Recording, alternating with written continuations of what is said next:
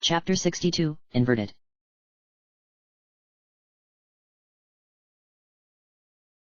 The Legend of Sunset Shimmer, Majora's Mask. By Ganondorf 8. June 26, 2017. Chapter 62, Inverted. Sunset Demon was dead. It took me a few moments for it to finally sink in that the she-demon was no more. As I gripped the light arrow that was in my hand, I thought back to all of my encounters with her, both when she was my enemy and when I was her. As my enemy, I did everything I could to prevent her from taking my life and becoming what she claimed was the real Sunset Shimmer, someone who believed herself to be the ruler of everything around her, someone who embodied power above all else. Our battles were akin to an inner struggle with myself, battles between light and dark. Her desire to kill me drove her insane and became her only purpose in life. She also brought out the worst in me in that I would lose control of my emotions and teetered on the brink of insanity, yet I managed to come back from the brink while she merely continued to plunge ever deeper down the path of madness. In some ways, Sunset Demon made me realize that I was my own worst enemy and that I struggled to move on from the past, her presence a manifestation of everything I used to be before discovering friendship. In others, I wanted to defeat her and prove myself to be the one true Sunset. As the she-demon herself, when I placed that crown on my head, I felt the power coursing through my body, yet it was also a painful experience. I was a monster who made others miserable at Canterlot High for my own amusement, yet I didn't look like one until I wore Princess Twilight's crown. I knew my actions would condemn me, but instead of stepping back and rethinking things over, I chose to keep going and became a hideous creature as a result of my lust for power and to become a princess. I had everything at that precise moment and it felt really good, a horrible thought, but I truly felt that way at the time. That night, everyone discovered the truth about me, and they rightfully rejected me because of what I had done to them. I was so lost in the moment of having all that power, I never realized how my actions had changed things in the world I called home, for the better and for the worse. My friends gained magic similar to what Princess Twilight's versions of my friends possessed in Equestria, yet they were more subdued from never having had such power before. It was truly a blessing, only countered by a horrible truth: I had introduced magic into a world that never experienced it before. Looking down at the light arrow, I felt both relieved and conflicted. I was relieved as Sunset Demon was gone, and that meant never having to deal with her ever again according to her own words. I was conflicted though, as she didn't deserve to die despite wanting to do so to allow me to move on with my life. Sunset Demon's existence was my own fault, and for that I felt as though she had been wronged constantly because she was created by my own selfish desires. She could have had so much instead of having to skulk about in the shadows looking for scraps in her bid for survival. I then dropped the light arrow where it clanged on the ground before looking up at the night sky. It wasn't until now that I felt so much sympathy for the she-demon, whereas before all she got from me was contempt resulting from being my past that refused to die. Seeing her change with my own eyes showed how wrong I had been. Had I tried much harder in the past to change her, she would still be alive and perhaps became her own Sunset Shimmer who could do anything she wanted without having to be a part of my life. Instead, she was gone and would never come back, that chance forever lost to me. My thoughts then turned to Midnight Sparkle. She manipulated Sunset Demon, all because the latter had understood the truth while the former refused to listen and slowly became corrupted with power, the very thing that most people believed in, the very thing Ganondorf himself proclaimed. While I knew he wasn't responsible for what happened, his very presence overall could be felt everywhere, and I was afraid of that presence. I had to stop Midnight Sparkle from succeeding in her plans of getting the equestrian magic, but how far was I willing to go in order to stop her? Would I show compassion and offer her the chance of reformation? Or would I choose to kill her in cold blood as a means of getting revenge? One option would draw me closer to Ganondorf, the desired outcome he sought, and expose my heart to hatred whilst fulfilling Sunset Demon's final request. The other would prove how much I had learned since being given my own reformation even when I didn't deserve it after all I had done. Both options had their good and bad qualities, yet I could only choose one. My heart wanted me to go for the right choice while my brain wanted the wrong one, such a difficult decision I had to make. Princess Twilight landed on my shoulder. Still overcoming what happened to Sunset Demon? I slowly nodded. It's made me think hard about myself as a person, you know. You knew her better than most since she was your other half. What am I supposed to do now? This is something you must figure out on your own. Twilight answered. Her death will weigh heavily on you for quite some time, and the emotional journey will be a difficult one for you to overcome, yet know that in the end, the right decisions will come to you whether they are good or not. Even the bad ones. Princess Twilight nodded. If those are the decisions that you've chosen to go with, then there's nothing more I can say about it. Again, only you can figure out the best way to move forward, and if it means resorting to getting revenge and invoking hatred, so be it. I won't look at you horribly if you choose that route because I've done something similar when I battled against Starlight Glimmer when she attempted to change time itself. I was filled with hatred to the point that my heart told me to stop her at any costs even if it meant losing my humanity just so she wouldn't succeed. I was surprised. I never pegged you as acting like that. She wanted revenge and I wanted to stop her no matter what. No wonder you two became good friends. Nothing is ever simple, Sunset. I nodded. Despite you not being able to help me come to a decision, I appreciate you telling me about your own experience. It's just that I fear that choosing the wrong options will bring me closer to Ganondorf's way of thinking. Like I said, you have to figure it out. I wasn't liking that particular answer yet. I knew Her Highness was once again correct. If I were to succumb to hatred and kill Midnight Sparkle as a form of revenge, I would be fulfilling Sunset Demon's wishes while losing my humanity in the process. Her wish was small compared with vengeance, but Ganondorf would view it as me embracing power, not to mention evil itself, and giving him the perfect reason to have me become his servant. Choosing compassion would deny Sunset Demon her wish but also prevent darkness from consuming my heart. No matter what choice I made, a part of me would suffer for it. Reaching down, I picked up the light arrow and put it away. I'll figure it out when we find Midnight Sparkle. Princess Twilight nodded. It won't be easy finding her as she will no doubt keep herself hidden whilst trying to throw all kinds of traps in our way. This whole experience has frightened her, yet it will make her more unpredictable. Anyone who feels scared tend to act in a defensive manner as a means of self-preservation. She will keep herself hidden until she feels ready to appear, so for now we can't do anything other than get through whatever traps she creates. So where do we go from here? The only way is through the door we didn't use. Before we go, there is something I want to do. What's that? I know it won't matter all that much since resetting time will erase it from existence, but I want to leave behind a grave marker for Sunset Demon. I answered. Granted, I don't have any materials to use in order to make such a marker, but I think using my sword to make a groove in the ground will be enough. Princess Twilight nodded. By all means, Sunset. I won't stop you. Walking past the treasure chest that contained the light arrow and stopping just a few steps behind it, I took out my sword, raised it above my head with both hands, and drove it into the ground where it sunk down. I then pulled my sword about for a few moments and created the grave marker to remember Sunset Demon. It wasn't anything fancy since I lacked proper materials, but I had poured my heart into making it.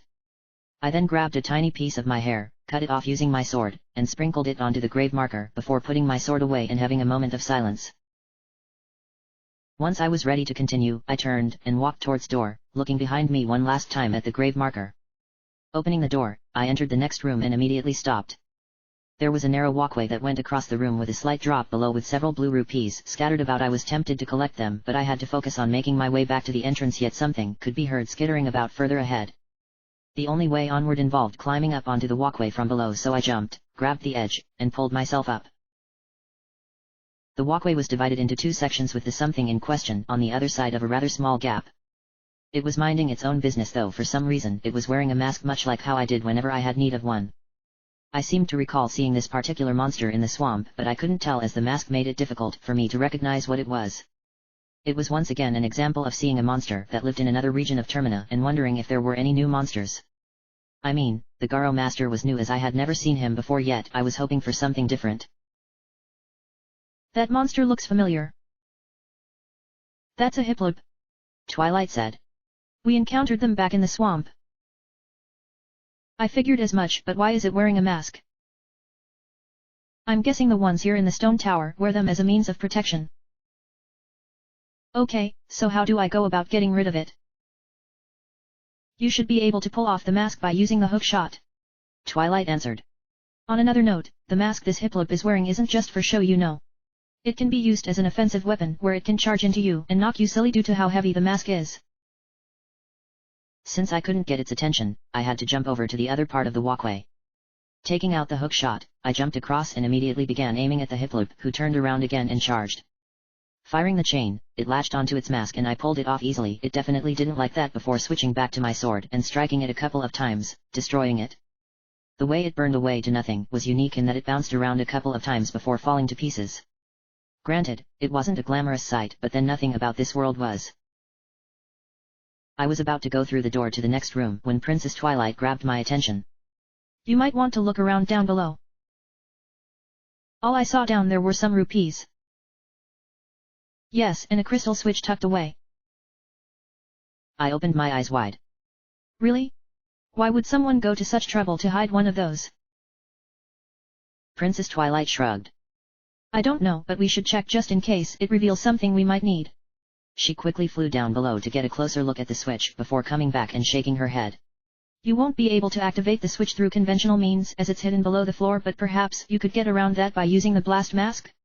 I know it doesn't sound all that assuring coming from me, but it's the best idea I've got. If I have to use it to activate this switch, I'll do it, I said. I just hope it won't be a waste of my time. Dropping down to the path below and discovering that the walkway the Hipplope had been on was simply a raised path, I picked up the blue rupees. One could never have too many of these considering how often I needed healing, and began heading backwards until I noticed the switch beneath my feet. No doubt whoever hid it down there didn't want anyone to find it, but then they were no match for Princess Twilight, who was pretty observant with her surroundings. I could be observant as well, but I didn't want to deprive Her Highness of something she enjoyed doing. Taking out the blast mask and placing it on my face, I got as close as I could to the switch so that the explosion I caused would trigger it. Since using my shield to deflect the blast would reduce its overall impact, I had no choice but to detonate my mask and take the full damage. Blowing myself up and activating the switch, a small treasure chest materialized right below the switch, and that meant having to drop down even further below to open it. Sighing, I walked over to the edge, dropped down, and landed awkwardly on the ground as it was a deeper drop than I thought it was. In fact, I almost dropped on top of a hookshot plate that was surprisingly stuck in the ground. My knees of course buckled, but it wasn't that bad. Looking at the plate, I deduced that there was more to it than appearances suggested, and perhaps I would figure it out later. Princess Twilight made sure to make a note of this on the map before I walked over to the chest and kicked it open, revealing another stray fairy, the seventh one, giving me close to half of them in total. Now I needed a way to get back up and onto the main path, so I started looking around in hopes of finding one. My way out came in the form of a hookshot plate hiding on the ceiling, yet I needed to aim precisely, otherwise the chain wouldn't reach. I first thought about going to the edge of the wall and firing up, but that proved ineffective as I was being blocked by it. I then took a few steps backwards and tried again, but this didn't work either as the walkway was now blocking my efforts. Eventually, I found a sweet spot in between both sides and fired up at the plate, pulling myself out of the pit and back on the walkway. Though I was on the wrong side of the room, I needed to be on the other side. Sighing, I climbed up onto the walkway, jumped across the small gap, and walked over to the other door before opening it and entering the next room. This next room turned out to be the room that had the 2 sun blocks guarded by the BMOs, except now I was on the walkway that overlooked the water. With the light arrow in my possession, I could now come back here. It involved backtracking, much to my dismay, from where I came into the room from initially, and use them to remove those blocks. Before doing that, I needed to see where my current path would take me, though the map showed me going back to the entrance. That's when I noticed something in the distance. Twilight? What do you make of that? Make of what? That. I answered, pointing in the direction of something large at the far end of the walkway. I can't tell what it is, so perhaps you should get a closer look. Sighing, I walked down the path until I was close to whatever it was, and my first thought was that it was some kind of boulder blocking my path. It didn't look like any boulder I had seen throughout the course of my journey, so perhaps this was a new kind of boulder? I shook my head. No way would it be something that ridiculous, yet I could sense a strong power surrounding it. How do you propose I get past this obstacle? I then noticed that the blast mask was still on my face, so I took it off and put it away before addressing the thing blocking the way forward again. It looks like a boulder, but getting a second look at it, I don't think it is. Princess Twilight nodded. I doubt that boulders have arms and legs. Sunset. I was surprised that I didn't notice that until now. Guess that proves this isn't a boulder, so what could it be? My answer came quickly when the strange object stood upright and I dropped my jaw in response. The boulder was in fact a monster that comprised of a giant blue eyeball that was on a large head that was on a tiny torso complete with clawed arms and legs. Its eyeball then glowed yellow, and before I knew it, it slammed down its fists, knocking back a fair distance while shards of rock hit my body in several places. Its eyeball went back to being blue before it began walking towards me in a slow manner. I tried to defend myself using my sword, only to get pounded by its fists again, sending me back even further. Now I wished that I hadn't complained about having to deal with old monsters again. This one was new and so far it was having its way with me, what with attacking using a combination of strength, surprise, and the environment itself. It continued to pursue me while I chose to back away in hopes of coming up with a means of fighting back, but then it suddenly stopped before moving backwards quickly until it was back where it originally was and resumed its motionless state. Drawing my sword and shield, I thought it was odd considering it had me on the ropes but chose to retreat. You need to be careful with this one, Sunset. How do you figure that? This is an Igor, a rare monster that's only seen in Stone Tower Temple. Twilight answered. Whether you figured it out or not, its eyeball is its weak point, though you won't be able to defeat it using your sword. Every time its eye changes color, it will attack with its arms, or it might even fire a beam instead that you can't block by any means. Not even the mirror shield can protect you from a laser blast. However, it becomes vulnerable when the eye changes, so you need to use some kind of projectile weapon. Like an arrow. Princess Twilight nodded. You might want to consider trying out the light arrow, but be mindful of using up too much magic. Light arrows might make the battle go quicker. Yes, but the window with which to hit the eye is small. I sighed. You do have a point, I suppose. Since we don't know how much magic power you have left, you should just use regular arrows instead. Princess Twilight was encouraging me to use my new light arrows, but she was right in that I had no idea how much magic I had left until it ran out. Since I needed to use these arrows to do something to the temple back outside in the stone tower, I didn't want to use up my magic power unless absolutely necessary. Granted, I did have a green potion that would restore my magic, but I didn't want to waste it, especially when there was more of the temple that had to be explored. It made me wish that I had more than 4 bottles on my person, as this wouldn't have been an issue, but I would make do with what I had. Switching over to the hero's bow, I walked up to the Igor, who immediately stood up and slammed its arms into the ground, its eyeball changing color. It caught me off guard again, and I fell down on my butt before it began coming after me with its clunky footsteps. I got back onto my feet and fired an arrow, though it merely bounced off the eye as it had changed back to its blue hue, so that meant having to force it into attacking. I allowed the Igor to approach when its eye changed, but I responded with a well-timed arrow that struck the eye and it fell back for a moment before slamming its fists into the ground again. I was knocked down onto my butt but scooted backwards as it began pursuing me again, but when it reached halfway across the walkway, it stopped and quickly stepped backwards until it stood against the door before assuming its initial position.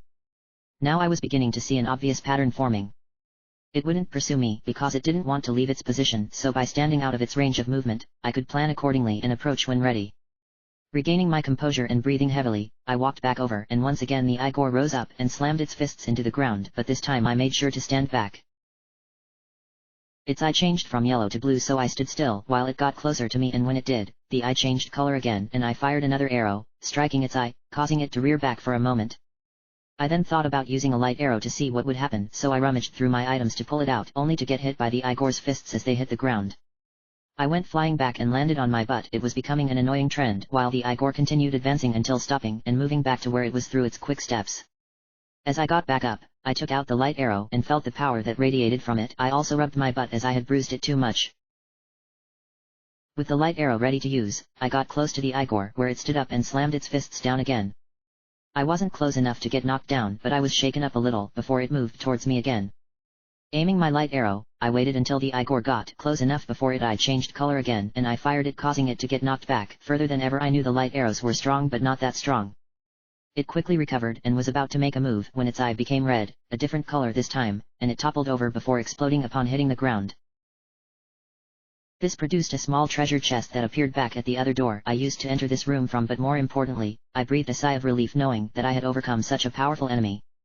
That was a lot more difficult than it looked. You certainly hurt your flank more than usual. I frowned. We're not ponies in this world, Twilight, so the use of the word flank doesn't make much sense. Oh, I think it's appropriate.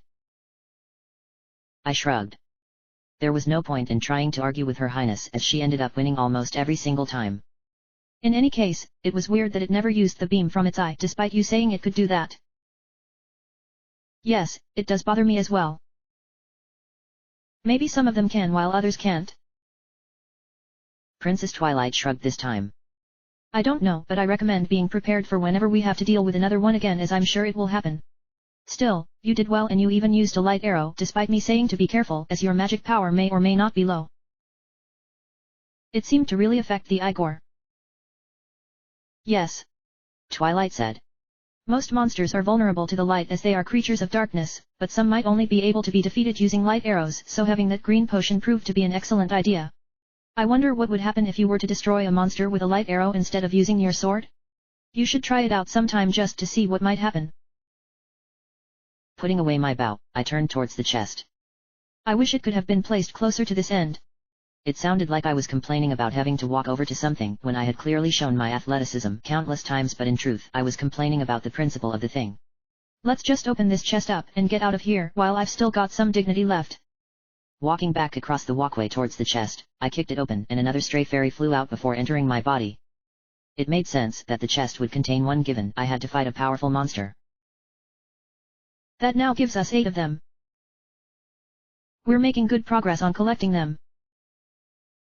It might not be easy from now on, Sunset. I nodded. I was thinking the same thing, Twilight. Princess Twilight then used her fairy magic on the map and noticed where we were going. According to the map, the next room is the entrance of the temple, so we've come full circle already, but we should go back to this room from where we accessed it originally and see what those crystal switches do. They might give us more stray fairies or help us to acquire some later on when whatever happens when you use the light arrow on that jewel outside happens. Walking back across the walkway, I opened the door and entered the next room, which was indeed the entrance, and I immediately raised my shield as a real bombshell came charging at me with its tail lit up. It bounced harmlessly off my shield before exploding, leaving me to catch my breath as it took me by surprise. I remembered seeing the sun switch hanging on the wall and recalled not being able to do anything about it as there was no sunlight around, but now I could activate the switch and see what would happen. My eyes then noticed the 2 dragonflies fluttering about, and one of them was within range. Seeing it being so close gave me an idea. I took out the hero's bow again, my aim being to see what would happen if I were to use a light arrow on a monster, and inched my way closer in order to get its attention. It noticed and began flying over to me when I fired the arrow and struck it with a blinding flash. It burned away to nothing upon hitting the ground, leaving behind a purple rupee much to my surprise. I quickly jumped across the small gap, picking up the rupee before it could disappear, and suddenly I felt a lot richer. Was it a coincidence that destroying the dragonfly with a light arrow would produce a purple rupee? I needed to test this further. I walked over to where the other dragonfly was and waited until it noticed me, and when it did, it flew towards me and was about to strike with its electrified tail when I fired my arrow, destroying it in another blinding burst of light. It burned away and left behind another purple rupee, thus proving my theory. It seemed that using light arrows to destroy most monsters would produce purple rupees. They were worth 50 in total, giving me an easier way to grind for money, though at the cost of consuming a lot of magic. It made me wish I had been able to do this a lot sooner, but at least I could do it now rather than use the old method.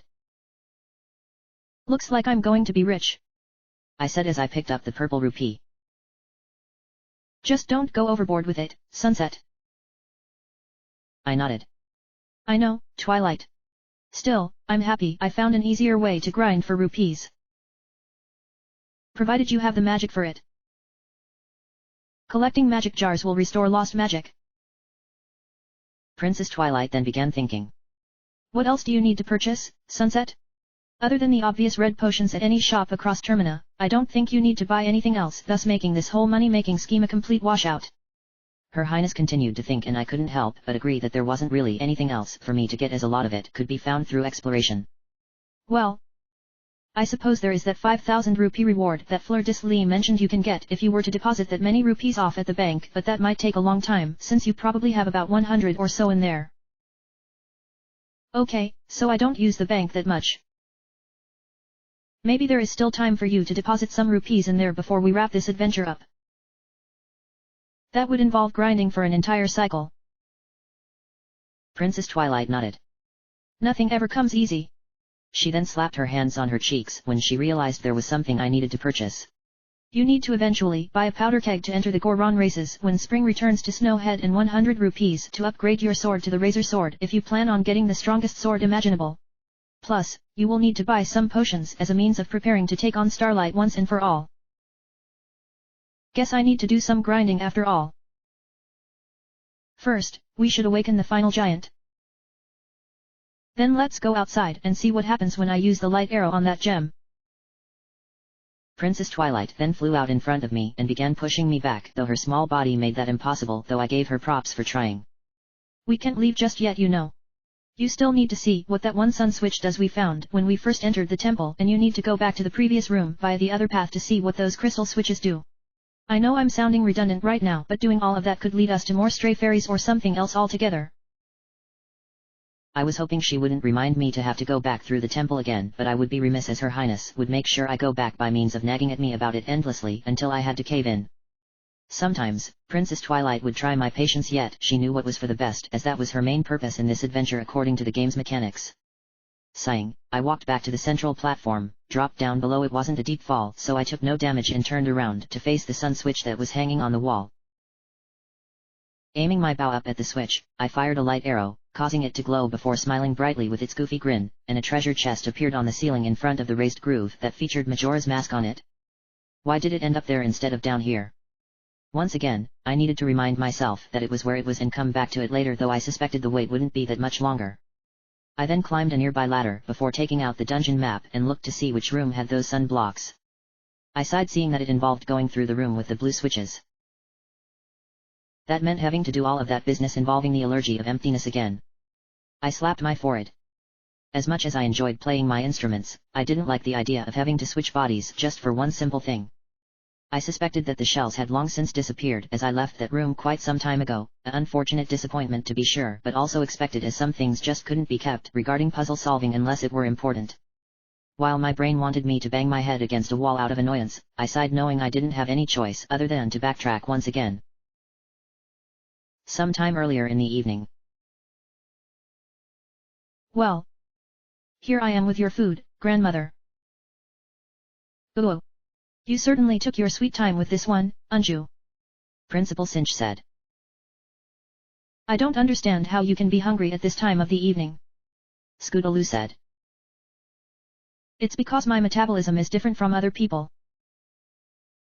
Scootaloo knew what the reason was behind her grandmother's problem.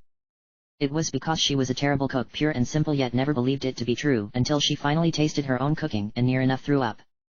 She had tried time and again to improve on her skills, yet it didn't amount to anything, and most came up with lousy excuses so that they could avoid tasting what she made. She felt dejected knowing that her passion had been doused before it could reach its true perfection, yet she chose not to let anyone know as a means of keeping it close to her heart. That was what made her prone to apologizing for every little thing she did.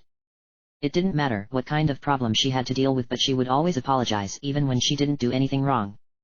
Others around her knew this was her biggest weakness and took complete advantage of it. Had she a stronger backbone, those situations would have turned out differently, but instead she was practically a doormat, though only a select few saw her as something else. Her fiancé was perhaps the one person who viewed Scootaloo as being the ideal woman despite her faults. And yet, therein lied a problem that had been on her mind for quite some time. Her fiancé, Café, had been missing for about a month and had practically dropped off the radar in that no one knew where he had gone. Café was the son of Mayor Dodur and her husband, Monsieur Aroma, so he possessed some political clout, yet others viewed him as a scoundrel who had effectively stood up Scootaloo mere weeks before their marriage. Scootaloo's family didn't like him all that much and professed her to have chosen someone else, yet she believed in him where others had turned a blind eye to him. It was a tale of love that had unexpected twists. Scootaloo sighed. If you say so, grandmother. Is something bothering you? The same thing has been on my mind for the past month. Put my food down first before you speak further. Principal Cinch said. I'm starving so much that I feel my body is wasting away to nothing.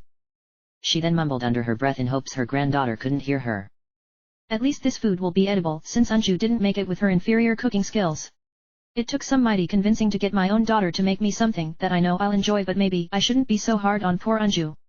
She has been through a lot since Café disappeared, though I wish he had left her a message saying where he was going. Scootaloo then noticed Principal Cinch mumbling away. Did you say something, grandmother? Principal Cinch shook her head. I was just saying how much I look forward to this meal. I mean, you do a pretty good job of cooking yourself, Anju, but I wanted to try some of your mother's cooking. You just don't like my cooking. Nonsense. Principal Cinch said in a defensive manner.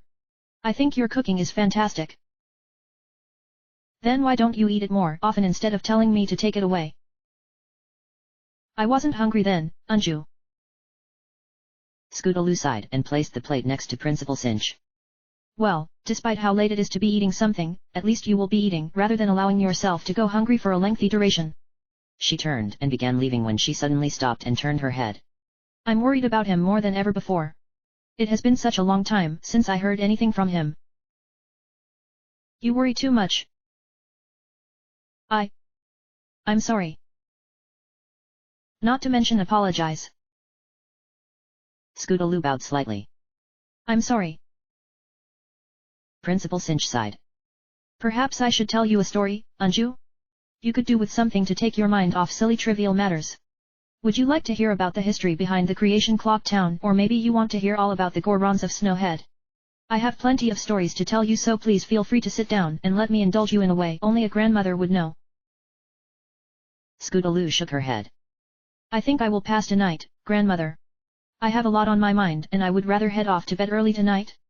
I hope that you enjoy the food that my mother has prepared for you. Good night. She then left the room, leaving Principal Cinch contemplating whether or not she could eat, knowing how Scootaloo felt, but she ultimately chose to eat as her stomach began growling something fierce. Why haven't I gotten anything from him? Did I do something to offend him? I know that I will be a good wife to him, so why did he up and disappear when we are so close to our wedding day? As Scootaloo walked down the corridor towards the staircase, she ran into someone very familiar to her. I take it that you have given your grandmother her food. Yes, mother. Perhaps now she will finally eat after coming up with such lousy excuses. If it's okay with you, mother, I would like to head off to bed now. You don't want to talk with your own mother now, Anju? Scootaloo shook her head. I'm sorry. There you go again. Apologizing for something you didn't do. Sometimes, I think you're nothing but a doormat, Anju, and I do mean that in the best of ways. I've raised you as best as I could ever since your father passed away long ago, yet despite my best efforts, a lot of people have been able to take advantage of you. I'm trying to protect you from those who wish to do you harm, but perhaps I've been too overprotective. It's about Cafe, isn't it? You've been moping about for the last month ever since he disappeared. He and I were supposed to get married the day after tomorrow. Scootaloo said. We had made the arrangements months ago to get married during the Carnival of Time, and now no one has seen him for the last month. If Cafe were to show his face now, I doubt he would get a warm welcome from the townsfolk. Maybe it's for the best that he stay as far away from Clock Town as possible until at least after the carnival, if he knows what's good for him. Mother.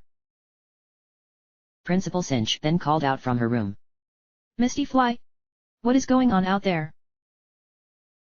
It turned out that in the world of Termina, Misty Fly, one of the more prominent members of the Wonderbolts, was Scootaloo's mother. She didn't seem like the motherly type, given she was a career pony in Equestria who had big plans, but then things were never what they appeared to be in this world. It appeared she had antagonism towards Cafe and wasn't afraid of expressing her opinion of him given what had been going on within the past month. Misty Fly looked upon her daughter with disgust, knowing she continued to believe in her fiancé rather than admitting that he had proven to be unfaithful by disappearing right before their wedding. Nothing is wrong, mother. Misty Fly answered. It sounds like an argument. Never you mind about that. In any case, you ought to keep it down in case our guests complain. Misty Fly groaned as she rubbed the bridge of her nose several times. Ugh. That's not even in the right context and she knows it. She sighed. Anju. I've told you this before and I will continue to tell it to you until it becomes clear. You must forget all about Cafe ever fulfilling his promise to you. I knew that boy was trouble from the first moment he entered into our lives, yet you insisted he wasn't a problem, but now he has left you at such a crucial moment. Scootaloo was shocked. How could you say that, mother? I am only speaking the truth. He must have his reasons for disappearing. Perhaps he decided to backstab you and decided to marry Creamia. Mother. Scootaloo shouted. How could you accuse my best friend of such a thing?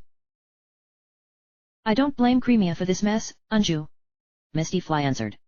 But it was common knowledge that she had romantic feelings for Cafe, but knew she could never be his, as she believed you were his special someone. If you want my opinion, Cafe had been manipulating both of you from the very beginning, and his parents have been encouraging such behavior given how protective they are when it comes to his well-being. They claim to have no idea where he's been, but I suspect they know something but choose to pull off this innocent act as a means of earning sympathy. That's such a harsh accusation. Misty Fly walked closer to Scootaloo and raised her finger to her daughter. Then where has Cafe gone? Scootaloo shrugged. I'm sorry but I don't know. Misty Fly placed her hand on Scootaloo's shoulder. I'm not going to argue with you, Anju, but know that you need to accept the fact that Cafe has abandoned you most likely in favor of either Cremia or someone else. It will take you some time before it sinks in, but I know it will become clear in due time. She looked towards the staircase, nodded, and then turned back towards her daughter.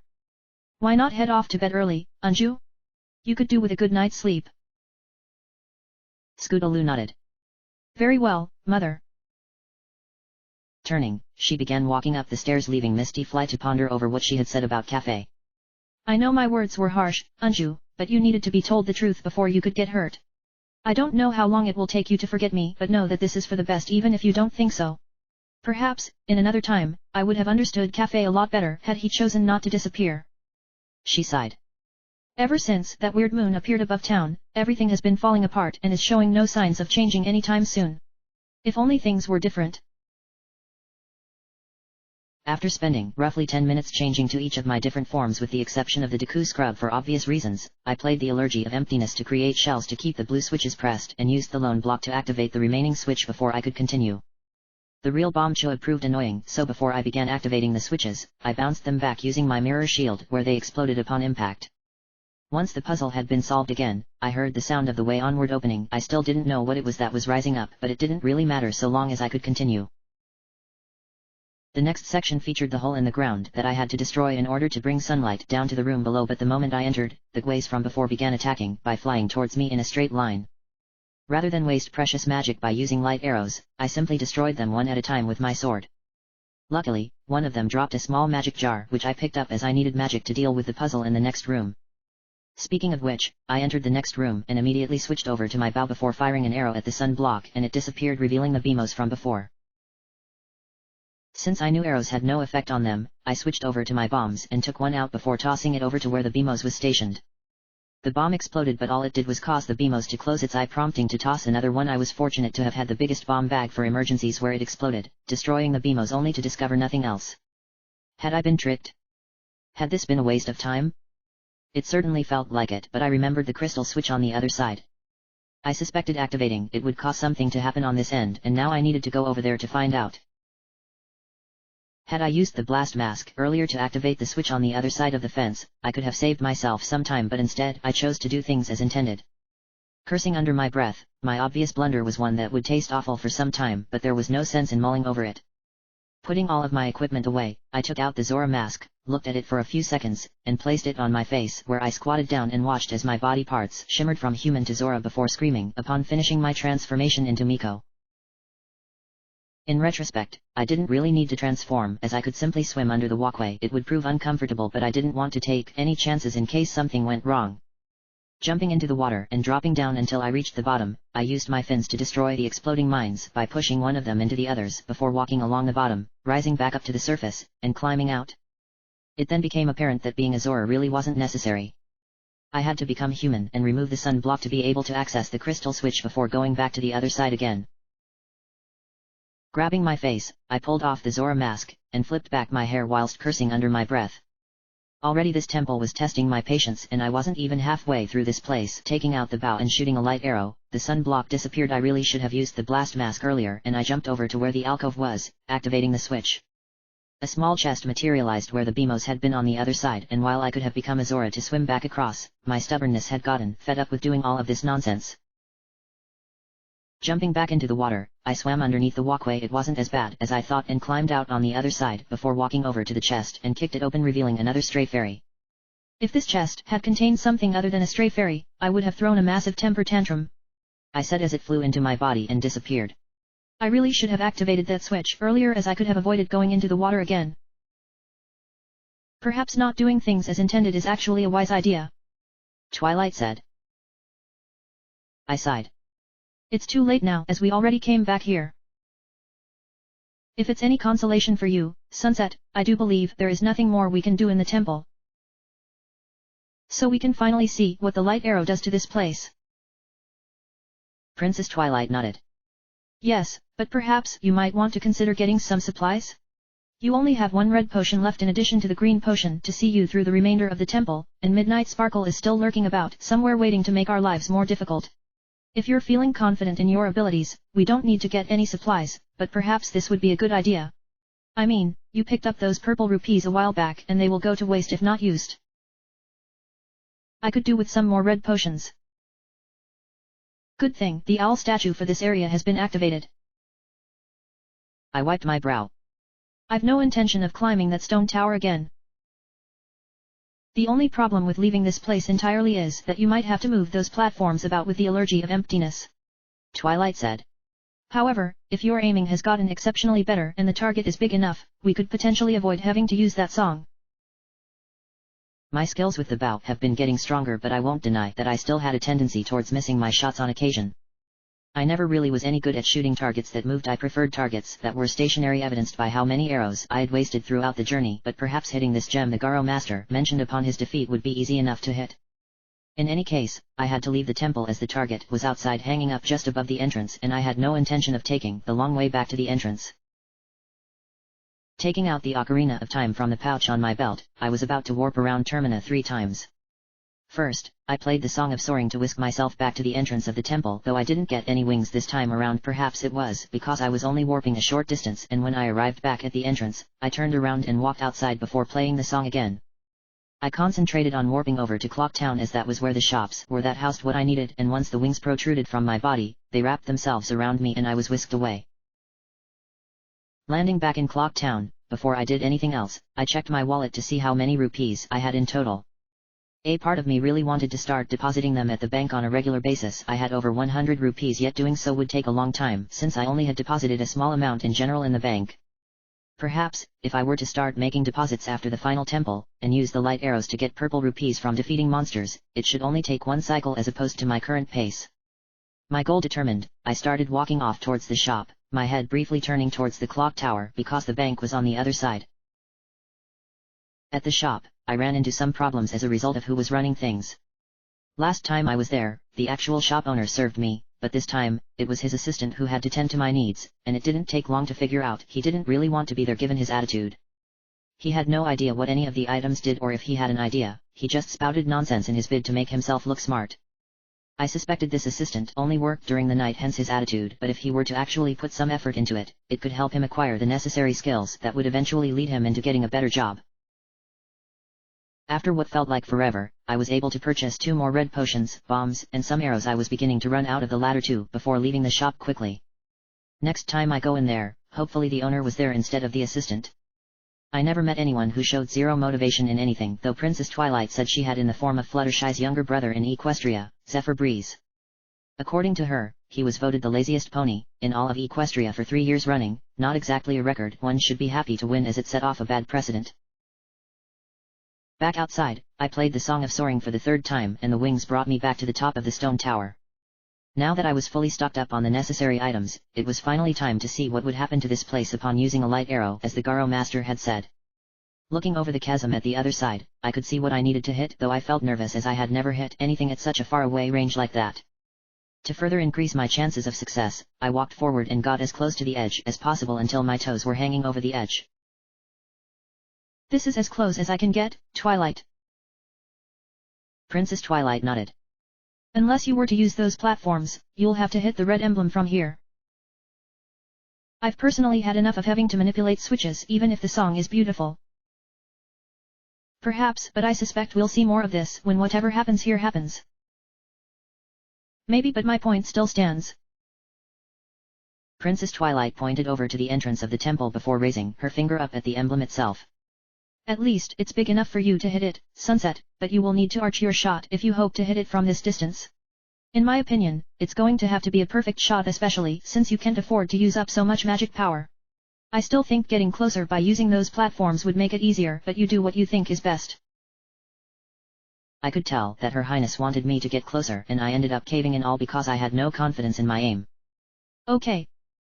I'll use the allergy of emptiness, but only on the one platform by using my true self to create the shell. Princess Twilight smiled. I knew you would make the right choice. I never could say no to you. Using the platform should make it a little easier. Stepping on the switch that was right behind me, I took out the ocarina and played the Allergy of Emptiness as one of the platforms moved into position. Surprisingly, it stopped halfway across, leading me to wonder if something had gone wrong. Why did it just stop right there instead of stopping right in front of us?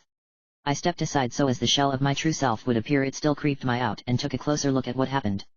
It's not like I can jump across to it, can I? It is possible for you to make it. Really? Princess Twilight nodded. You would need a running start first, but that alone won't be enough. Extra speed is needed to leap that far, so use the bunny hood. Not only does have a use when it battle, it also has practical uses like this right here. And here I thought the bunny hood was only meant to make me fast enough to run about or fight faster monsters with equal speed. I never figured it could be used in an unorthodox manner, but there we go. Taking it out and placing it on my head, I just found the ears to be oh so adorable, and stepping back several paces, I gulped and started running at top speed before making a leap of faith, landing on the platform, though I had to quickly stop as I would have run off the edge. Looking at the red emblem, it was much closer now, so I took out my bow after putting the bunny hood away, prepared a light arrow and aimed upward. My first shot completely missed the target. It didn't even come close, prompting Princess Twilight to remind me that I needed to arch my shot carefully so that it would sail across the remaining distance, otherwise my shot would come up short as it were. Aiming upwards until my line of sight was directly on the emblem, I aimed even higher, knowing a straight aim wouldn't work either, and I fired the arrow. It sailed over in an arch formation as expected and struck the emblem right in the center of it. At first, nothing happened, which made me think I had been tricked by the Garo Master, but then a loud clicking sound proved that he had been correct. What was that noise? I don't know. Suddenly, the entire stone tower began tilting to the left. What in Equestria is going on? This must be what happens when light strikes the red emblem. I began to panic. I don't want to end up falling into the abyss. My heartbeat began pounding quickly as the tower continued to tilt, and I was forced to grab onto the edge of the platform so that I wouldn't fall, but this proved futile as it continued to tilt until the entire structure had turned upside down. Ugh. Erg.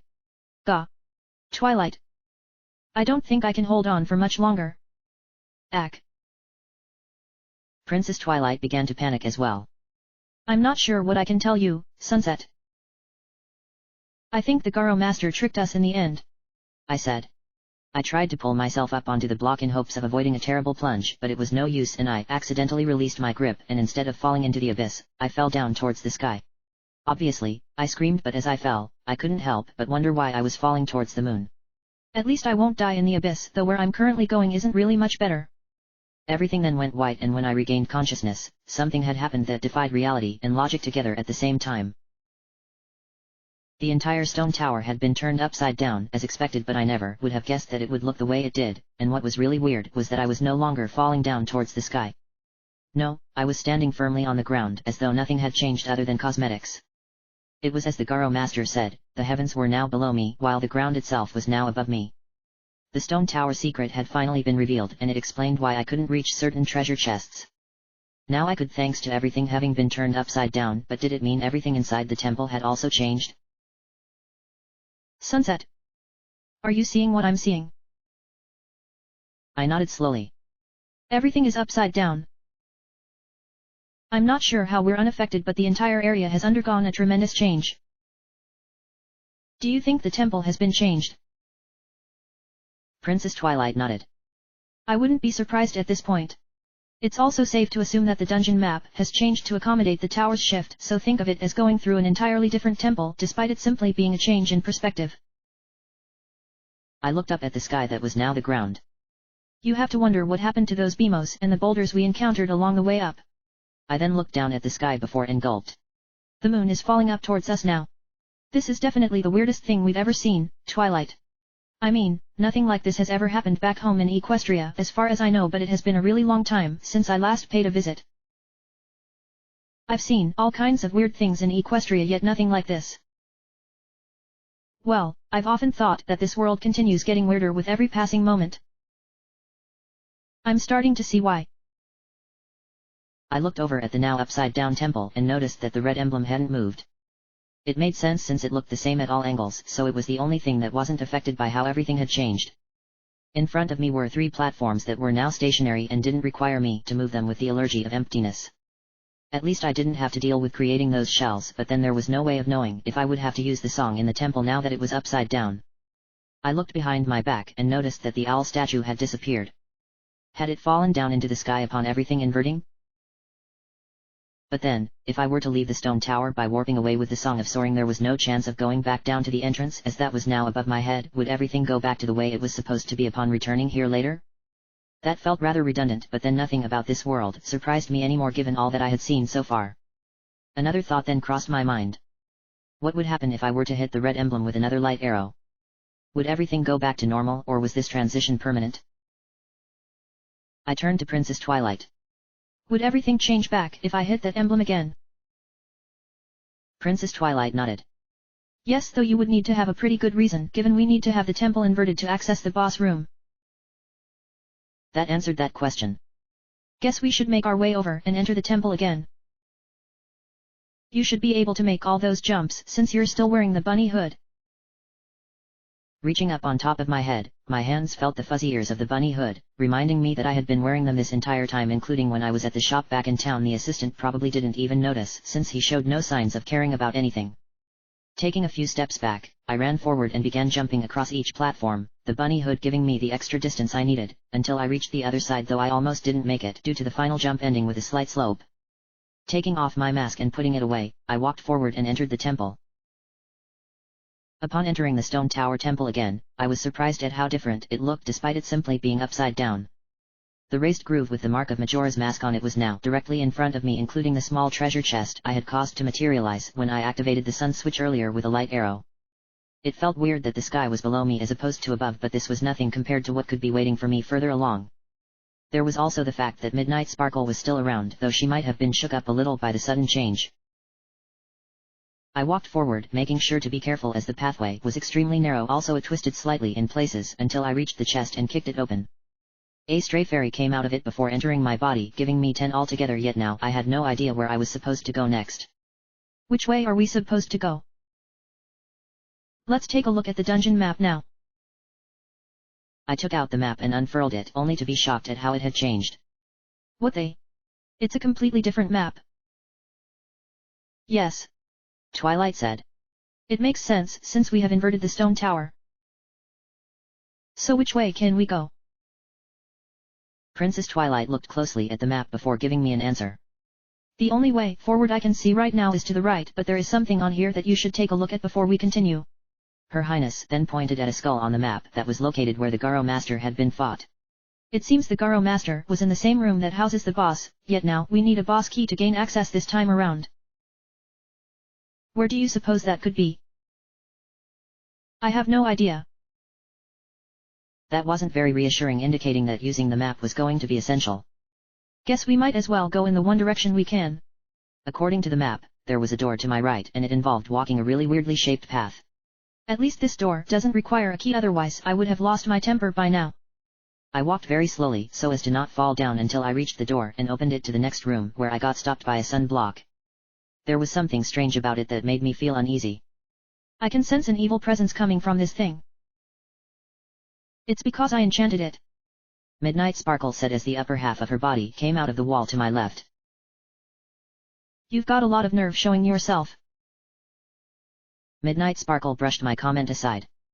Oh, don't act like you're some kind of high authority, Sunset.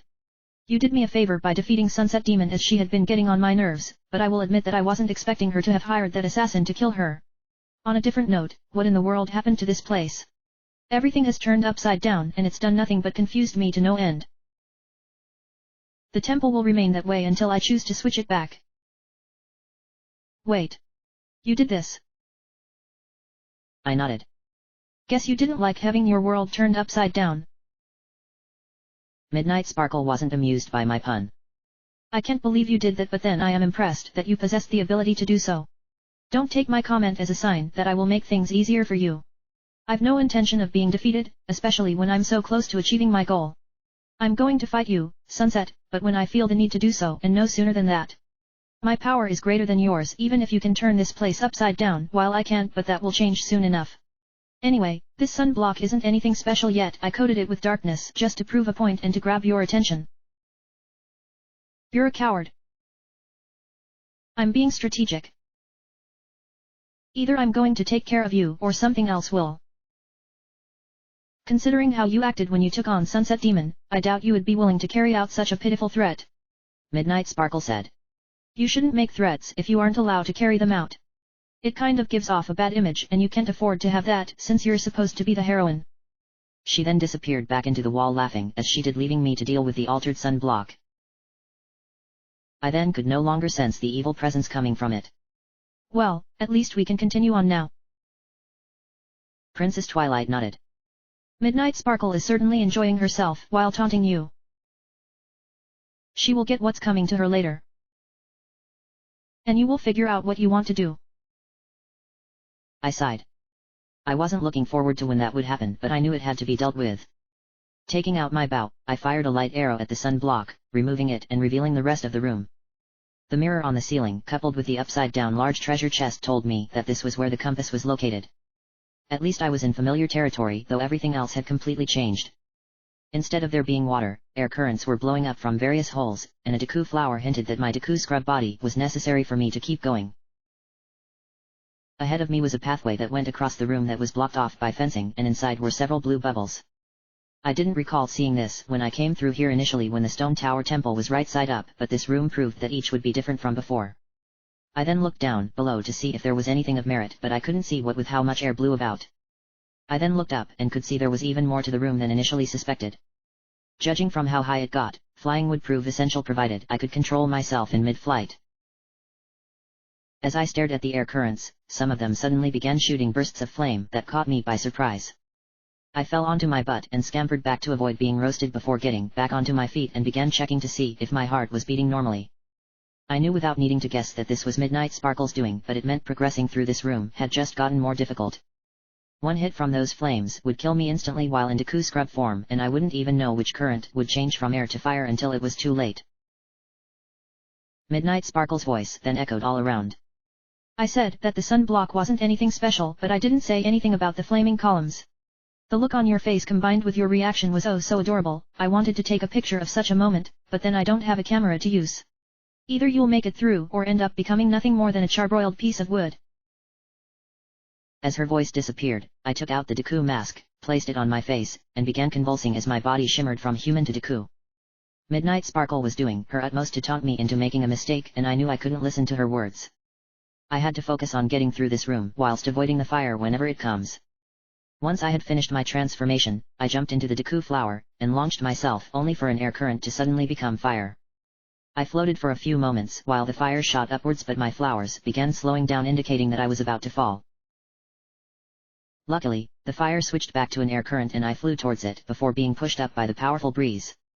It actually felt really nice considering I just felt the intense heat moments ago, but I wouldn't be appreciating it for long.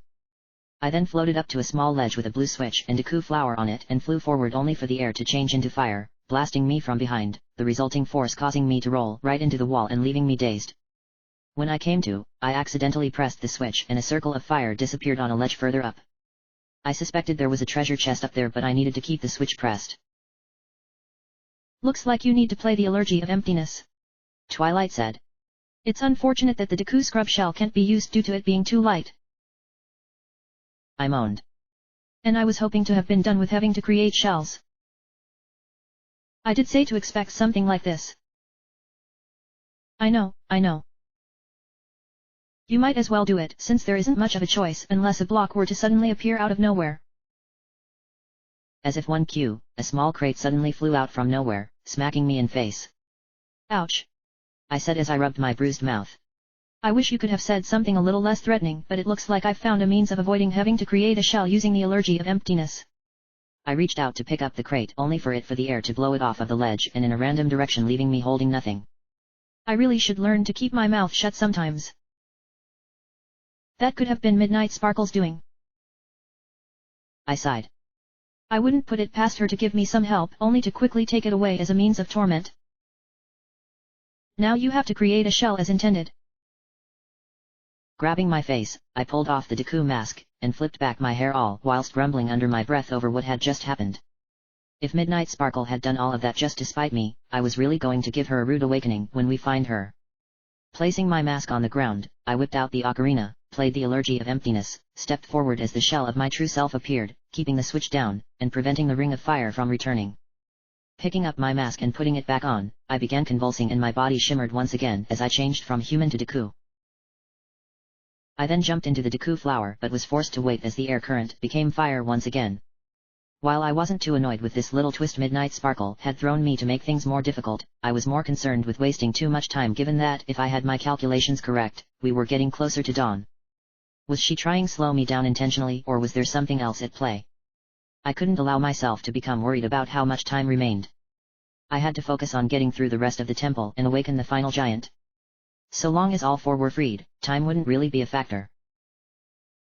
When the fire became the air current, I launched myself out of the Deku flower, and grabbed the wind as it pushed up to the ledge where the ring of fire had been. On top of the ledge was a small treasure chest that I kicked open upon landing on it, and a stray fairy emerged where it entered my body. That was now 11 of them, leaving me only 4 remaining, but then my eyes caught sight of a locked door. That meant there was a key somewhere in this room. I wasn't surprised, since locked doors were a standard, though I thought it was some kind of trick by Midnight Sparkle designed to annoy me.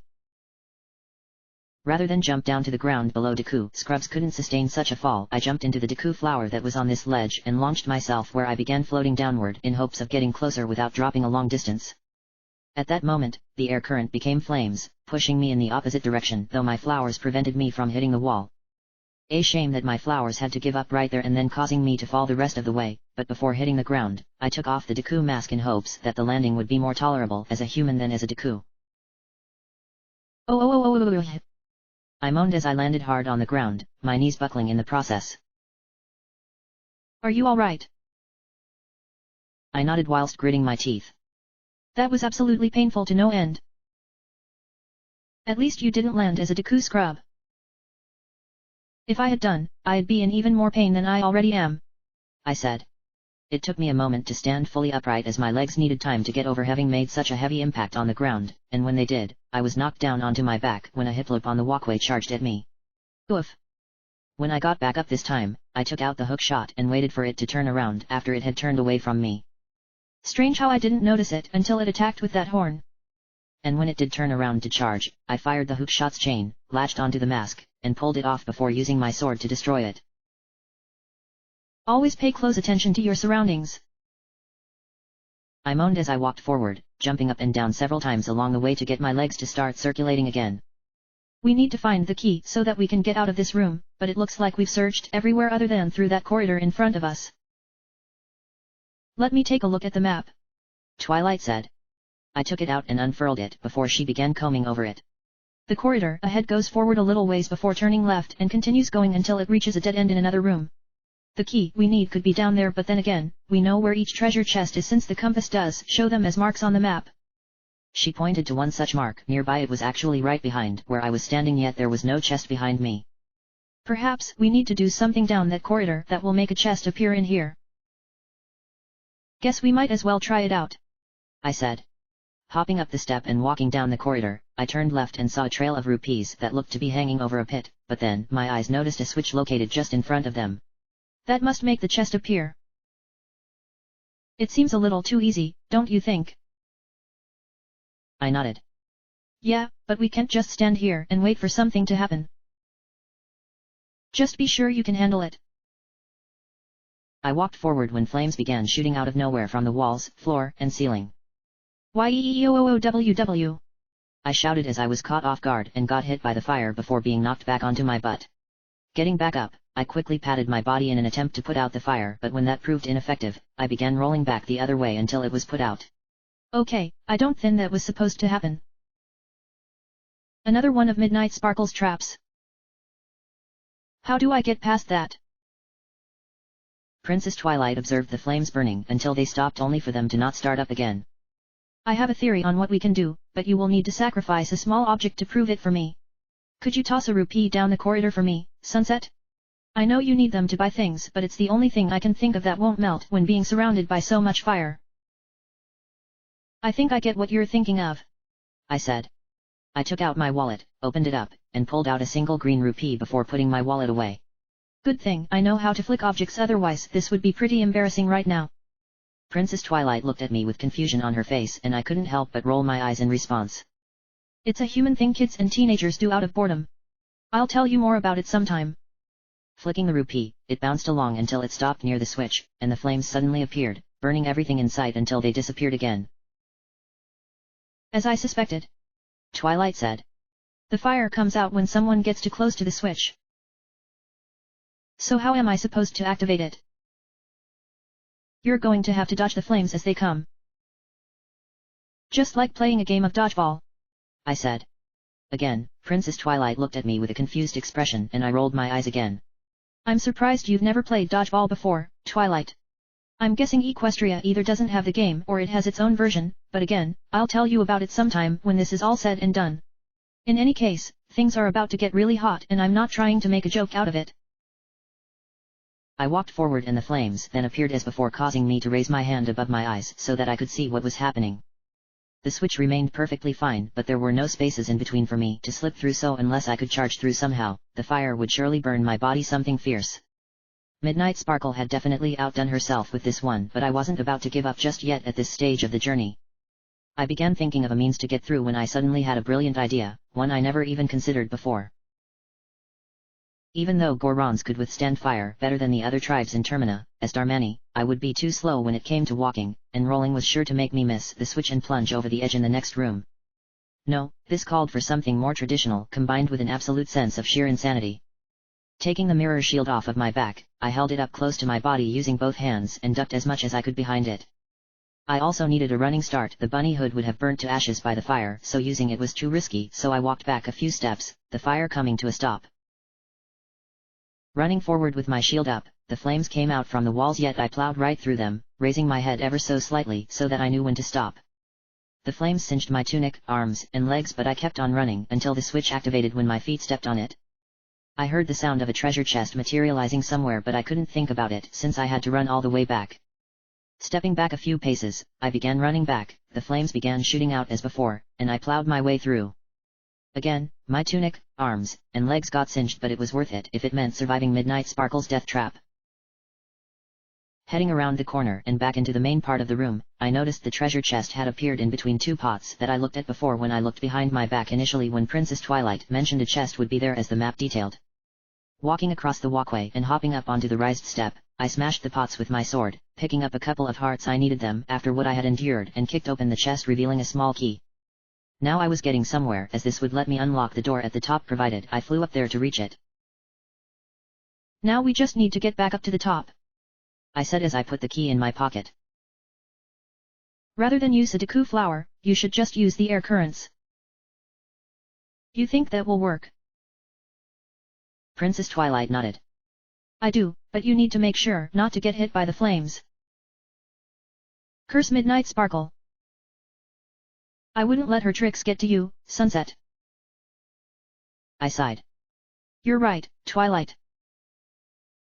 She will come unstuck when we finally have to deal with her, Twilight said.